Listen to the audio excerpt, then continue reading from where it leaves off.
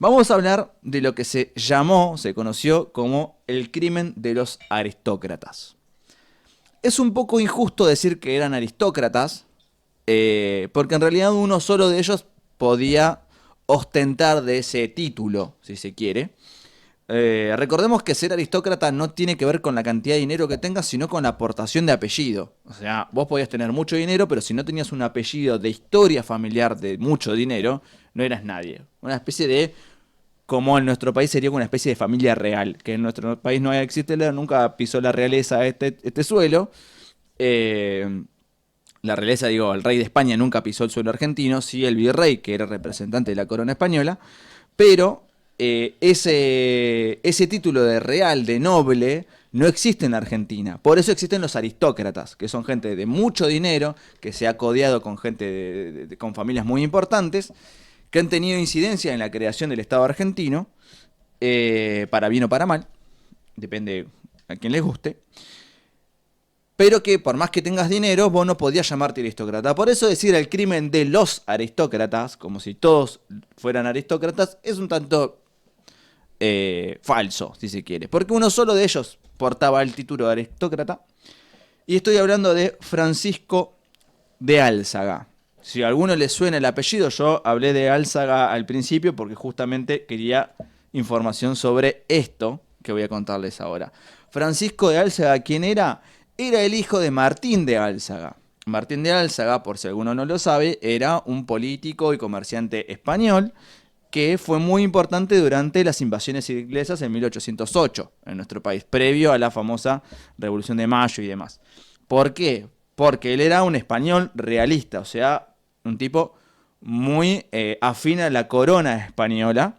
Por lo tanto, cuando llegaron los ingleses en las invasiones de 1807 y 1808 a nuestro país, que todavía no era la República Argentina, sino que era el Virreinato del Río de la Plata, él era un traficante de armas y de esclavos.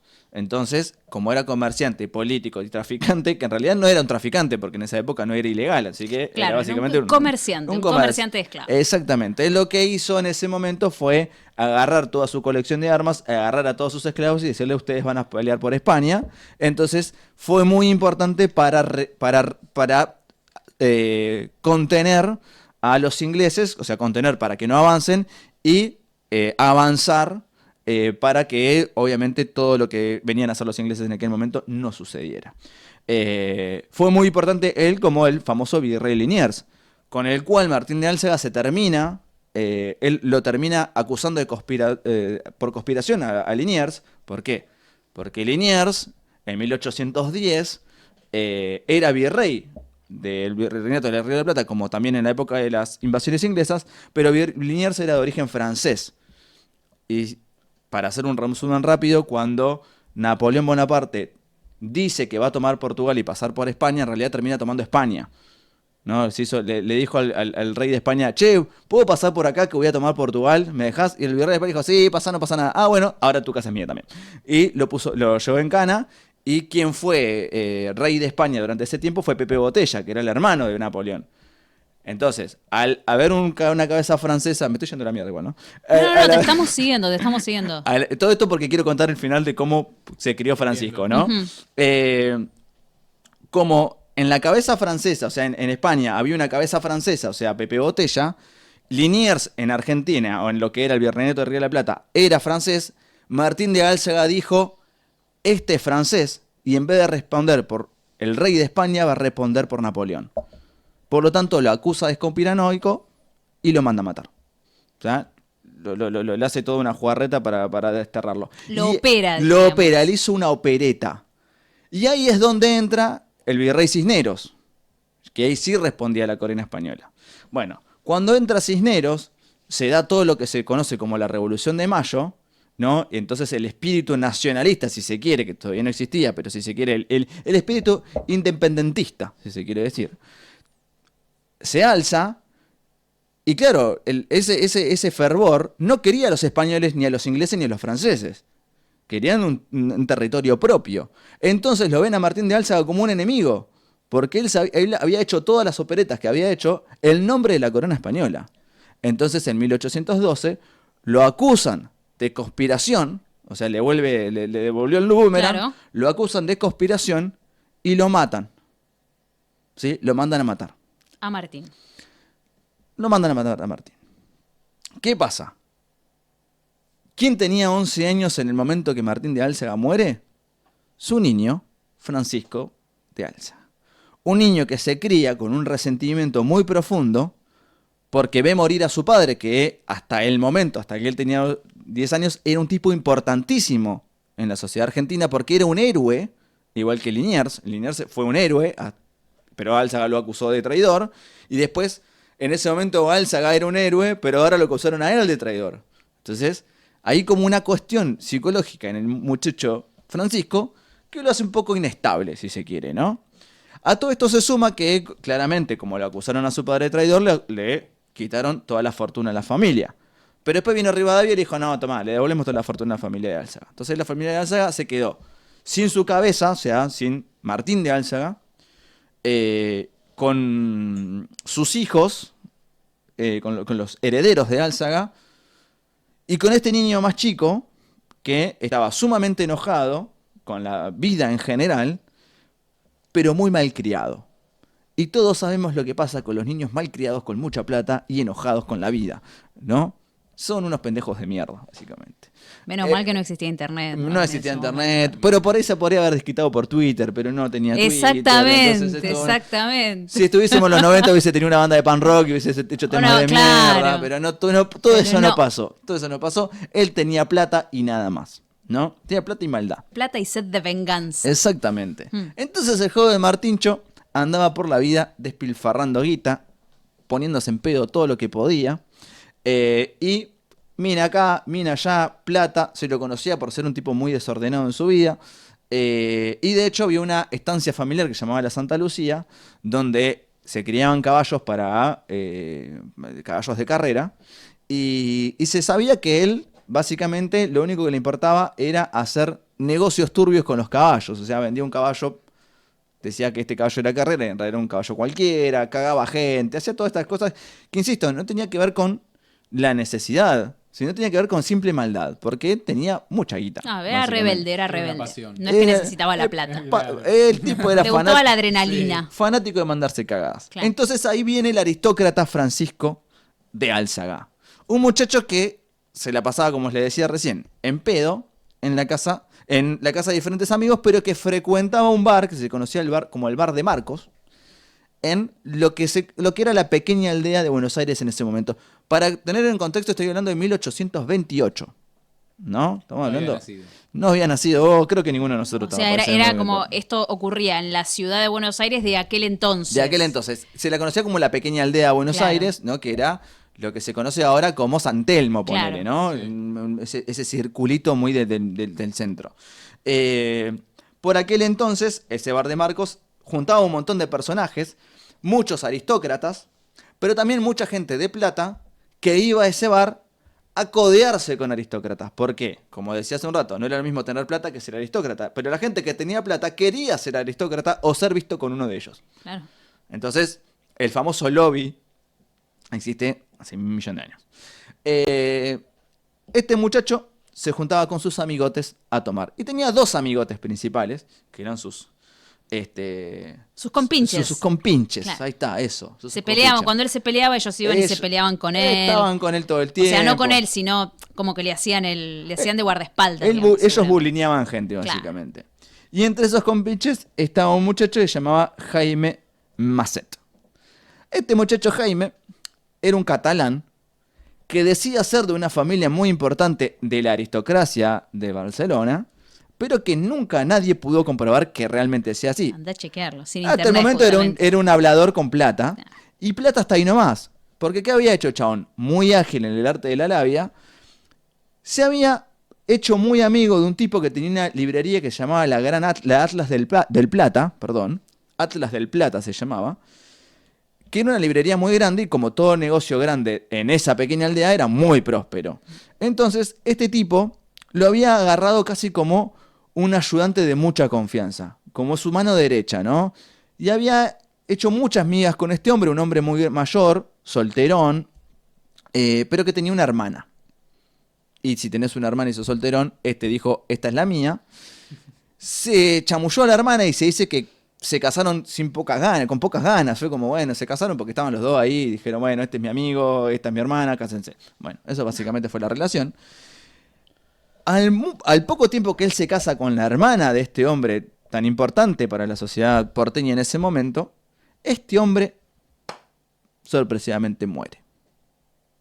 El dueño de la librería. El dueño de la librería. Por lo tanto, él pasó de ser socio, por ser el marido de la hermana.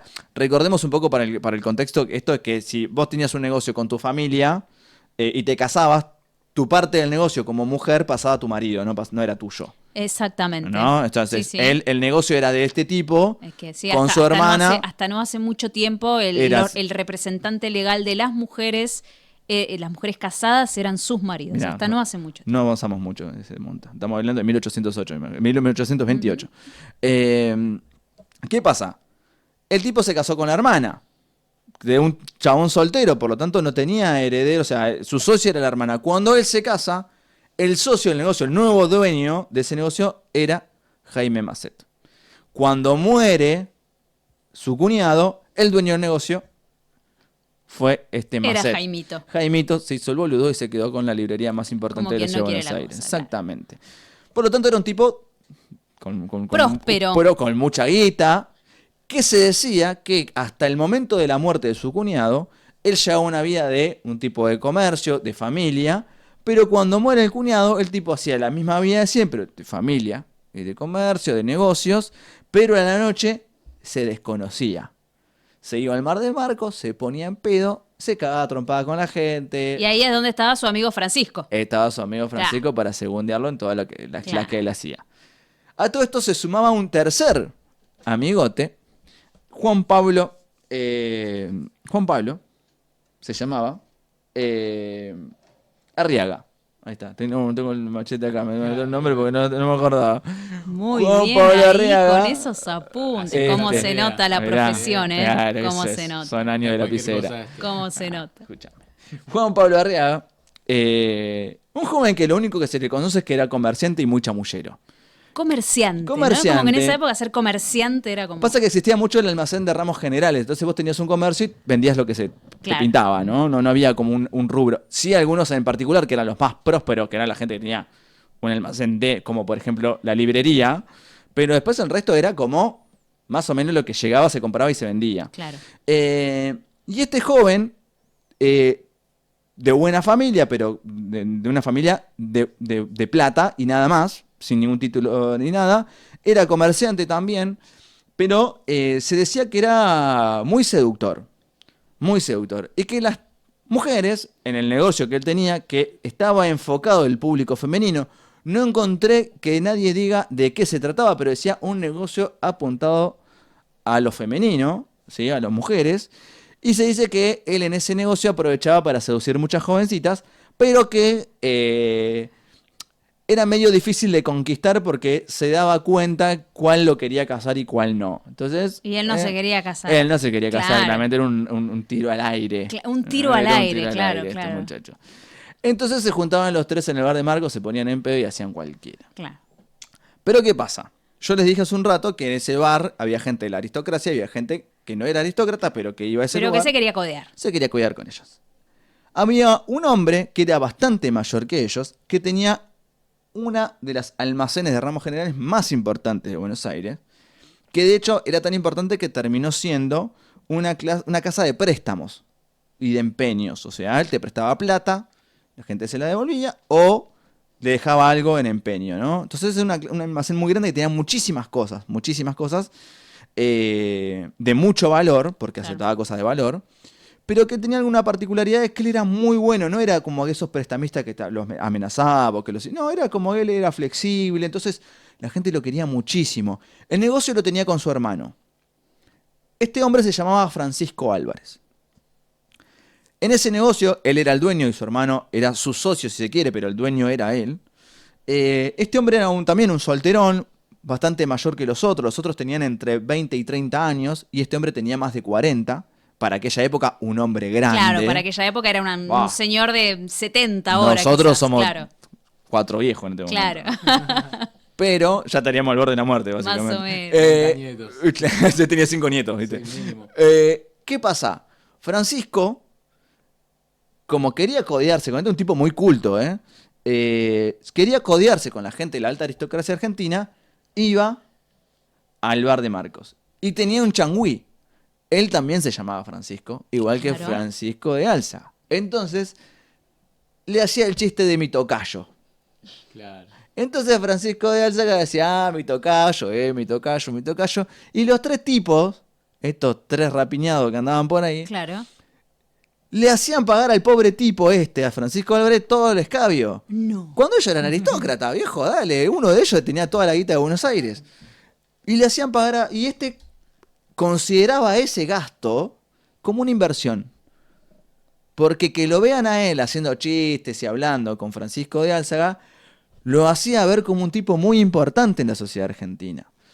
A todo esto no había ningún interés más allá de eso. El único interés era que te vean como un hombre importante. No había otra cosa. No es que querían un cargo más. Él seguía laburando. Claro, en era ese una almacén. cuestión de imagen. Era una cuestión solamente de imagen.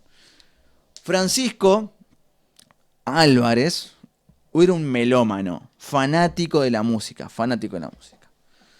Entonces, andaba buscando instrumentos. Y ahí cuando empieza a ponerse turbia la cosa, porque uno de estos muchachones, específicamente Jaime Macet, Jaimito, Era el más turbión, me parece. si analizamos un hasta, poco... hasta ahora yo para mí es el que más fichas le puse de turbio. Exactamente. ¿Qué hizo Jaime? Dijo, muchachos, acá tenemos que hacer algo. Entonces, como este hombre, Francisco Álvarez, decía que quería un piano de cola, de tal y tal cosa, uno de ellos, bajo el plan y las órdenes de Jaime, Ujú, alquiló una casa en la calle Esmeralda ujú. y se le alquiló a una señora diciéndole que en realidad venía en representación de un coronel cordobés que iba a llegar hasta esa casa, que la iba a usar una noche y que si le gustaba la casa, iba a pagar la totalidad del mes para quedarse ahí, porque tenía que darse unas cosas en Buenos Aires, pero que si no le devolvía la plata del mes completo, se la daba de vuelta, le devolvía la llave y no importaba la plata. Como que le pagaba el mes completo, si le gustaba se quedaba, y si no le devolvía toda la plata, no importaba. Claramente nos faltaba ahí, no había una cuestión de monetaria ahí, ¿no? Claro, Porque claro, si podían claro. hacer esa Era, inversión, te lo vamos a pagar igual, pero... imagínense hacerlo hoy, ¿no? Claro. Tenían que pagar depósito, No, no lo olvidate. podían hacer. Es un crimen imposible. Tenés que dejar el corazón ahí. Imposible hacer este Olvidate. crimen. Olvídate. ¿Qué pasa? Alquilan esta casa y Juan Pablo tiene la misión de alquilar la casa y decirle a Francisco de Álzaga que le diga a Francisco Álvarez que él tenía un conocido con un piano como el que quería Álvarez. Ujú. O sea, agarraron al que él quería apuntar, al que Francisco Álvarez quería apuntar como su amigo, que Claro. era Álzaga, decirle, Claro. anda a decirle que tenemos el piano que Claro. él quiere. Un Claro, amigo tuyo claro, tiene el claro. piano. Entonces, Juan Pablo alquila la casa y coordinan para que vaya a ese lugar a buscar el piano. Todo esto bajo el plan mental De Jaimito. Jaimito. ¿Qué pasa? Cuando hacen toda esta movida, le dicen que tienen el piano, el tipo dijo, sí, lo quiero, bueno, tenés que venir a verlo. O sea, perdón, el piano era un piano que estaba en esa casa. El piano estaba en esa casa, ¿sí? Y Álvarez tenía que ir a ese lugar Claro. porque Francisco le había dicho que en ese lugar estaba su amigo que quería vender ese piano. Exacto. Entonces Juan Pablo dice, bueno, yo lo voy a ir a buscar para traerlo y coordinar todo. Claro. Bueno, cuando lo va a buscar a la casa de los Anchorena, no sé si le suena el apellido, Oh, pero no estaba Álvarez ahí. Entonces Juan Pablo dice, bueno, como él también frecuentaba esa casa, no quería que se enteren que él había ido a buscarlo, Claro. Francisco. Entonces, de lejos llamó y dijo a ver si estaba, y la criada de la casa le dijo, no está, y lo vio como medio sospechoso. Y dijo, Claro. no, bueno, no importa. Y lo empezó a buscar por diferentes puntos de la ciudad y no lo encontraba, que se fue para allá, que uno le decía que se fue para... hasta que en un momento lo encuentran en la calle, caminando. Y le dice, bueno, don Francisco lo estaba buscando, sí, tenemos el piano, dice, Don Álzaga lo está esperando para que vaya a ver el piano. Dice, bueno, vamos. Entonces se suben al carro y se van para la calle Esmeralda. Se bajan en la calle Esmeralda, entran en la casa y ya cuando Francisco Álvarez entra al lugar, se da cuenta que la cosa no está muy bien. Porque la casa básicamente estaba vacía. Claro. Pero vacía de muebles, no es que no estaba el piano. Una casa vacía. Como que vos te digan, che, venía a la casa de mi amigo, ya a la casa de tu amigo y no, es una habitación sola. Entonces en un momento el tipo dice, che, esto no me gusta, como que atina a irse, y en la punta de la escalera, en la parte de arriba del piso superior, se para Francisco de Álzaga y le dice, suba que está acá el piano. Y el tipo le dice, no, mejor vengo otro día, y los otros atrás le dicen, suba, le dijimos. Y lo empiezan a amenazar lo empiezan a empujar para que suba a la habitación de arriba. Cuando el tipo llega hasta arriba, se ve acorralado y le dice, bueno, muchachos, miren, lo que ustedes quieran es suyo, llévense todo, no me importa, yo no voy a decir nada. Y de atrás, Jaime Maset le clava un puñal detrás de las costillas. Al lado viene Juan Pablo Arriaga y le clava el otro puñal. Y Francisco Álvarez lo mira a Francisco de Álzaga, a su tocayo, y le dice, por favor, ¿qué está pasando? Y el tipo le dice, morite, y le clava un puñal en la yugular. Mierda. Le deja el puñal puesto para que no empiece a chorrar sangre, y le dice a los otros dos, rápido, hay que llevarlo a la letrina, al baño, no había inodoro, letrina, para que se desangre. Lo llevan hasta ahí y según dicen, el problema era que el tipo no se moría. Entonces Maset lo obliga a Juan Pablo Arriaga a que lo degolle. En ese momento, hacen todo ese desastre en esa casa. El plan de Jaime Maset era básicamente hacer esto que habían hecho, sacarle la llave e ir al almacén que tenía este tipo y llevarse toda la guita. ¿Qué pasa? Cuando sucede eso, tenían que hacer algo con el cuerpo. Entonces deciden volver a pararlo, vendarlo, o sea, le ponían trapos para que deje y para que no se noten sus cicatrices, los cortes. Le pusieron un cigarrillo en la boca y lo sacaron a la 1:30 de la mañana de la casa en los hombros como si el tipo estuviera borracho. Lo suben a un carruaje y se lo llevan a la quinta Santa Lucía que tenía, en la cual criaba los caballos este joven de Álzaga, y lo tiran en los que se conoce como una noria. Una noria son esos pozos de agua antiguos que había, ¿no? Claro. En la casa esa, los peones del campo estaban muy lejos de la casona y muy lejos de este lugar, por lo tanto, el plan era atarle una piedra y revolearlo adentro de la noria. Cuando llegan al lugar, el perro mastín del lugar reconoce a su dueño, a Francisco de Álzaga, y empieza a ladrar como celebrando su llegada, pero lo tuvieron que sacar porque el perro no paraba de ladrar. Entonces fueron y lo ataron en un árbol. Cuando lo tiran a este joven, el perro estaba ahí. Lo tiran a Francisco adentro de la noria. Salen de ahí, se van al almacén y vacían todo. Pasó muy poco tiempo de todo esto, hasta que obviamente después de 6 días el hermano de Francisco de Álvarez dice, che, desapareció, algo pasó. En el pueblo se rumoreaba, en esa pequeña aldea ya se rumoreaba que siempre estaba pegado a estos 3 quilomberos, pero que todavía nadie tenía ninguna certeza. Lo que sí se sabía era que alguien lo había matado, porque su cuerpo no estaba, y que no había estado nunca en el almacén. Y algo muy importante es que había testigos que decían que habían visto gente en el almacén la misma noche que Francisco desapareció. Por lo tanto, que si pasó algo con Francisco Álvarez, pasó en relación al dinero que tenía Francisco Álvarez en su negocio. De hecho, el hermano de Francisco constata que faltaba plata, ¿no? Y faltaban algunas joyas también, que era gente que había empeñado. Empieza a pasar el tiempo y en una reunión familiar, en realidad no era familiar, sino eran amigos de la familia de Álzaga, se empiezan a contar lo que había pasado. Che, ¿viste qué pasó? Que apareció el viejo Francisco, que no sé qué, pa.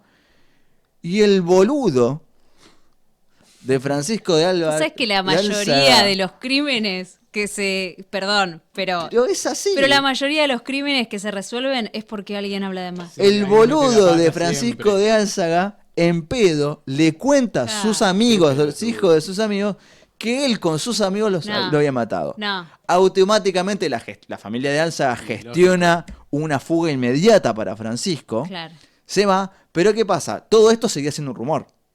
Sí. Empiezan a darse cuenta que había pasado esto, que había gente que había visto personas en el almacén. Una señora cuenta que le habían alquilado la casa, pero que en realidad había sido muy sospechoso porque después le devolvieron la plata y nunca conoció a quién había alquilado. Entonces, de esa misma casa, un vecino dice que vio salir a 3 tipos con un borracho en brazos a la 1:30 de la mañana. Entonces van directamente a esa casona y se encuentran con que por más que que estaba limpia, tenía rastros de sangre por diferentes lugares de la casa. Cuando le pregunta a esta señora quién le había alquilado la casa, le dice que había sido Juan Pablo. Juan Pablo queda encadenado automáticamente con Jaime Macet. Pero ella pudo reconocer que es Juan Pablo. Claro. Claro, porque él le había alquilado la casa de mano a mano. Pero ella, claro, le había visto el rostro, sabía quién era. era. Claro. Lo que ella sospechaba porque nunca había visto el rostro del dueño, o sea, de quién ponía esa plata. Claro. Y había sido muy sospechosa la actividad porque le habían dicho que venía una persona por una noche y en realidad habían salido 3 borrachos de una casa con un tipo en hombros. Claro. Entonces era muy extraño todo. Automáticamente los detienen a estos hombres, pero seguía siendo un rumor, porque todavía no sabían si Francisco Álvarez había muerto. Sí. Solo que sabían que no estaba. Claro, pues no habían encontrado el cuerpo. No habían encontrado el cuerpo. Pero un día, al mes de todo esto, pasó muy poco tiempo todo, al mes, unos pibitos que andaban boludeando por la Quinta Santa Lucía, por la estancia, se ponen a jugar por ahí. Estaba el perro, el mastín este que yo les había dicho hace un rato, que andaba rondando siempre por ahí, y el perro les entra a ladrar. ¿Qué pasa? Ese perro siempre ellos lo sacaba carpiendo porque andaban pelotudeando por el lugar, pero después del tiempo de que ellos siempre iban, el perro se les había hecho amigo. Entonces les pareció raro que el perro los toreara en ese entonces, porque ya la relación estaba... eran amigos con el perro. Pero el perro estaba muy insistente, tan insistente que los ladraba y se iba, no los ladraba y los perseguía. Entonces empezaron a sospechar y empezaron a seguir al perro. Hasta que el perro se para en la noria, en el borde de la noria, y entra a ladrar para adentro. Cuando los pibes miran para adentro, el agua había bajado y se veía el brazo. Automáticamente los pibes van a buscar a la policía, los vecinos, y cuando las policías sacan el cuerpo de adentro de la noria, era justamente Francisco Álvarez. Ahí, estos jóvenes, 2 niños que habían encontrado el cuerpo, resuelven este crimen, y los otros 2 boludos quedan automáticamente en Canadá, como diría un amigo. ¿Qué pasa con el famoso Francisco de Álzaga? Lo mandan a la selva correntina a sus parientes y a los años termina muriendo de causas desconocidas. De mal de Chagas. Claro. ¿Qué pasó con los otros 2 que estaban ahí? El almacén de Francisco Álvarez quedaba enfrente de la Plaza Victoria, ahí conocida como la Plaza de Mayo, enfrente de la Recoba. De hecho, era el almacén de la Recoba, le decían, porque estaba al frente de la Plaza de Mayo y le decían la Recoba a esa zona. Si ustedes no lo saben, se los comunico, donde se ahorcaba a la gente en esa época en la Ciudad de Buenos Aires es en la Plaza de Mayo. Tengan cuidado por la Plaza de Mayo de noche porque se van a encontrar un par de cositas raras. Un par de fantasmitas ahí. La Plaza de Mayo era la Plaza de la Victoria y era donde se ahorcaba a la gente. Tanto Juan Pablo Arriaga como Jaime Macet fueron colgados, ejecutados, enfrente del almacén de este hombre, Francisco Álvarez, casi como una justicia poética por los crímenes cometidos de los 3 aristócratas.